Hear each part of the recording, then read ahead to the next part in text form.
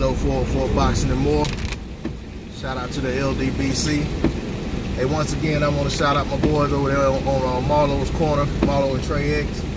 Hey, if you haven't been over there to the corner, hey, go check them out. One of the best channels on YouTube. In fact, my favorite channel on YouTube. Definitely my favorite boxing channel. Probably my favorite channel all together on YouTube. Go over there and catch your live fight streams. You know what I'm saying? Blow-by-blow commentary by the great Trey X. Best blow-by-blow man on YouTube. Go over there and get your good content. Those guys over there doing it big, doing it good, doing it classic. Also, shout out to World Breaker Fighting. Stay Ready Boxing. Hey, if you haven't subscribed to those guys, go over there and check their channels out. Good live streams. You know what I'm saying? Good content. Two very knowledgeable brothers. Two separate channels, but both very knowledgeable. Great content on both channels. I mean, just some good boxing talk. Pretty much anytime you go on there. And, you know what I'm saying? All different times of day. All right, let me get into this video. What I want to talk about is I want to talk about these Anthony Joshua protectors. I'm not talking about Anthony Joshua fans. I'm not talking about boxing fans. I'm talking about these Anthony Joshua protectors who sit here and they talk about certain things as it goes in their favor, you know. And then when you when you counter that with the same argument, you know what I'm saying, just in a different position, in a different position, they want to say, quit bringing that up. Case in point, I'm on the brother Cali Enigma's page. Shout out to Cali Enigma. He made a video talking about the AJ and Wilder, you know, situation with the, you know, offers and, you know, all this talk and, you know, nothing serious that's really going on. Just, you know, all the back and forth. And really, I think us fight fans are talking more than the fighters are. I don't even know that, you know, they're talking this much about the fight. I know they're not. We're talking about it and they're not at this point. Ever since Joshua came out and said he doubled Wilder's biggest purse to get the fight done. But we've never seen anything saying that an offer was sent out. We never heard that an offer was sent out. All we heard was Joshua talking during the interview at the Canelo fight. Okay, and that's pretty much where it stands. But that has stemmed these conversations to be reignited and things of, you know, a lot of discussion going on. Man, what in the world happened up here? Man, we got a lot of rain up here, man, and people can't drive in the rain, so you see all sorts of accidents and spin outs and a bunch of silly stuff because people don't know how to drive when it ain't raining. So when it's raining, they just really lose their shit, so to speak. Anyway, back to the conversation. So, you know, that's kind of reignited these talks about the fight and where things stand. And, you know, so, you know, now we have, you know, a lot of discussion going on.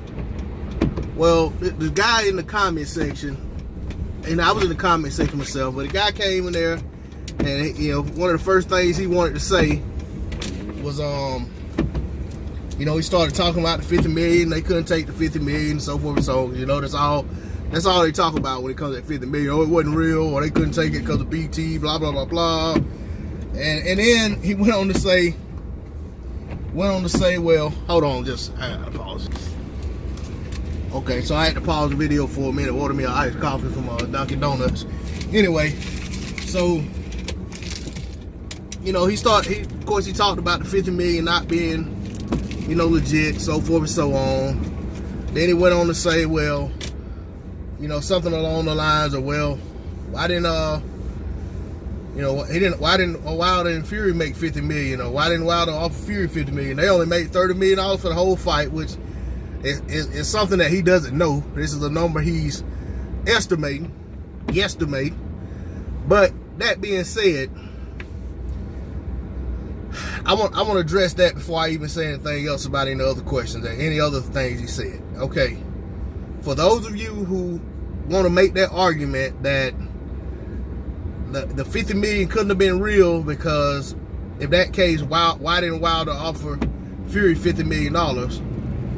And then to go on and say that Wilder and Fury only made X amount of dollars, well, you answered your own question.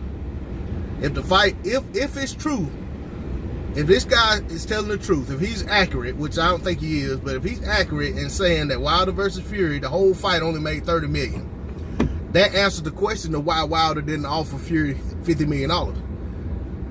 So I mean, they would be minus $20 million. That doesn't make any sense. All right. The other side of that is Wilder versus Fury is not a $100+ million fight, so therefore they would not offer Fury $50 million up front with a 50-50 back end like they offer AJ. You know, Eddie Hearn himself said this fight was going to be bigger than Holyfield versus Lewis. Holyfield versus Lewis made somewhere around the neighborhood of $110 million or so. So by Eddie's own estimations, this is what Eddie said. And he came back later and said it ain't a $100 million fight, but I'm telling you, Eddie, this is what Eddie said. Okay? If Eddie can't figure out how to make it bigger than Lewis versus Holyfield, then he needs to let someone coordinate the fight, put on the fight who can. Okay? Wilder's team, after getting that flat fee offer for $12.5 million, which was laughable, even Dan Rayfield came out, as much as he talks against, you know what I'm saying, Deontay Wilder, or has in the past, Dan Rayfield came out and said that wasn't a realistic offer, that they were playing games, and that a flat fee for a fight of this magnitude is a joke. Dan Rayfield said that of ESPN. And he's not the only one. A lot of other writers have came out and said that. Other fighters have came out and said that. Okay? $12.5 million. Wilder's team countered with $50 million that Anthony Joshua asked for. But not only did they counter with the $50 million, they had the wherewithal to go ahead and put 50% of the total revenue of the fight on the back end, to say that anything over, you know, 100 million, I think is what they're saying. Anything over 100 million, AJ gets 50% of that. And that's basically to take that out of the equation, out of the negotiations. So they can't come back and say, well, we don't want a flat fee because if y'all make over such and such, then we're not getting any of that extra money. So they took care of that. But think about it. If the fight is 100, let's say the fight does 112 million. If we're saying it's bigger than Lewis versus Holyfield, the fight does 112 million. And AJ and his team get Wilder to take a 12 point, let's just round it down and say a 12 million flat fee. That means they're getting $100 million if the fight does 112 million. Meanwhile, Wilder gets $12 million. And if anything over, I mean, basically, if it does 25 million, it says 12.5, it does 25 million. That's 50-50. But anything over that, you're going down from 50-50. So the more the fight makes, the smaller percentage Deontay Wilder got. Does his purse go down? No. But his earnings left on the table does go down. You know, it's like somebody working in sales, you know what I'm saying, constantly sell car sales, but constantly selling, you know, enough inventory to where they're bringing home checks on a weekly basis of $4,000 or $5,000. And then their boss comes to them and says, hey, we want to put you on a salary, and we're looking at right now, you know, we think we're going to put all our salesmen on salary, and we're going to pay them $2,500 a week, which sounds like really good money, you know, for some people. But if this man knows that he's on good weeks bringing home $4,500 or gross of $4,500, he's leaving $2,000 a week on the table. and you add it over the course of a year, this man has left a lot of money on the table that could go toward taking care of his family.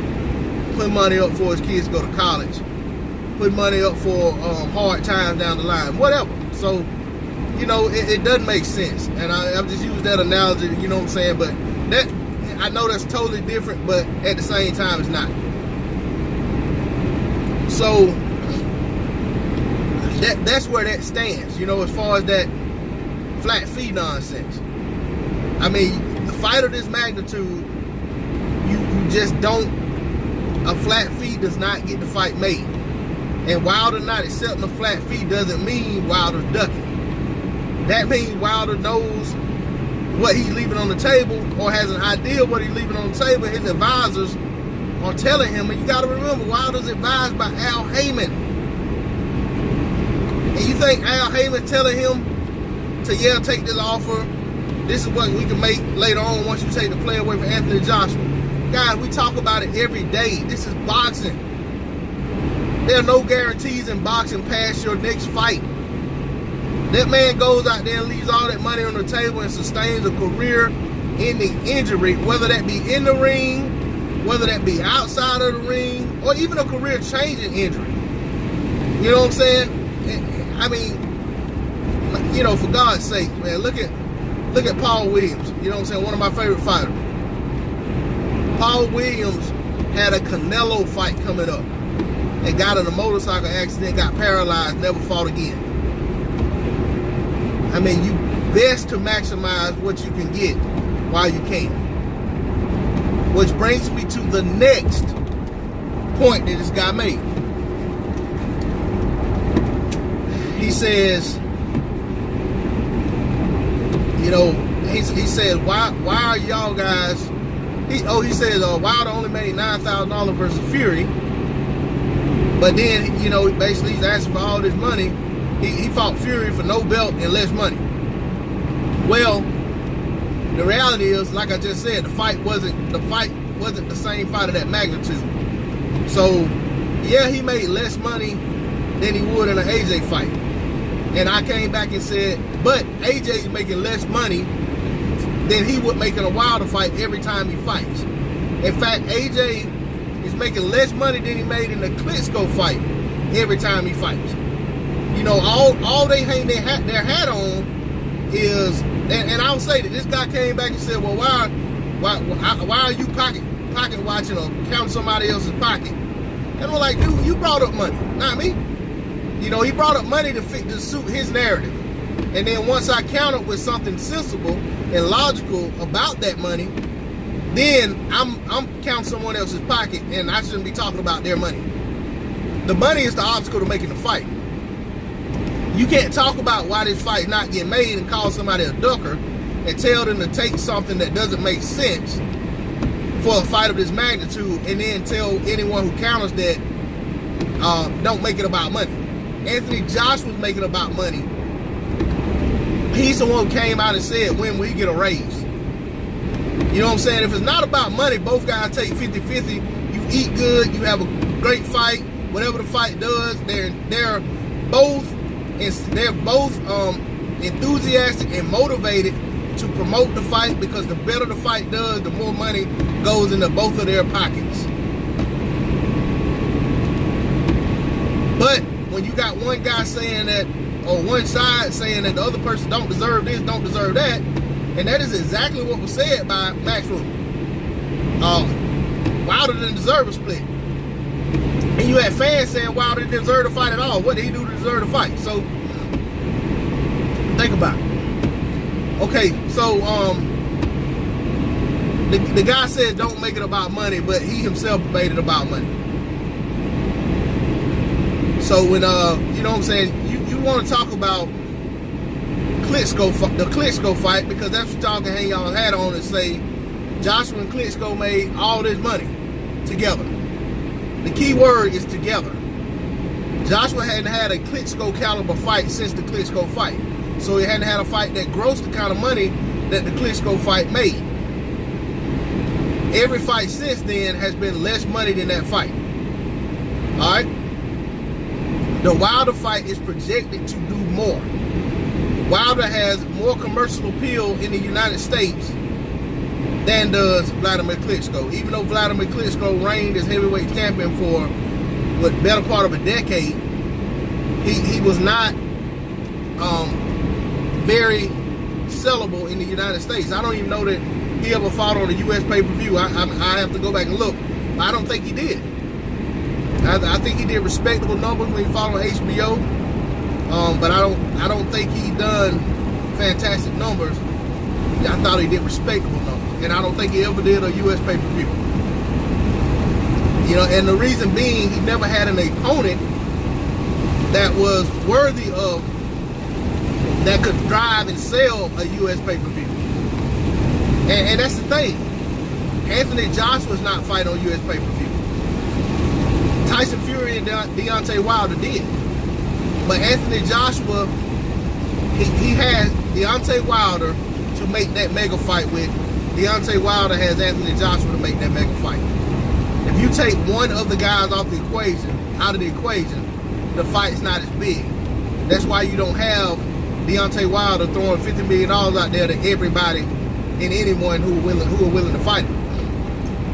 It doesn't make sense.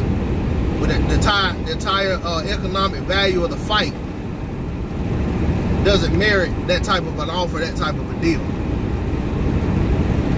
So, you know, those are the few points that I just wanted to bring up and kind of give my take on, rebuttal, rebuke, whatever. But, you know, and I did so in the comment section, but I just felt like this merited a video because I know there are other people out there saying that same stuff, spreading that same nonsense. You got to be rational, and you have to be logical with what you're saying. You know, the fight is only as big as it is because of both guys. That can't be refuted. It takes two people to make a mega fight. We saw Floyd Mayweather fight Andre Berto, and we saw that fight dropped off. I mean, it didn't do half of what Floyd versus Pacquiao did.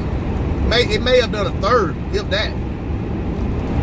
So you got to think about it. You need a dance partner, for lack of a better term, to have a mega fight. Triple G and Canelo they don't do as well against other people as they do against each other on pay-per-view. But that's all I'm gonna say about it. Shout out to the LDBC, to my subscribers, my supporters, my viewers. Thanks for your support. Anyone that hasn't subscribed to the channel, I ask that you please subscribe. Please like, share, comment. D-Lo 404 Boxing and more. I'm out. Peace.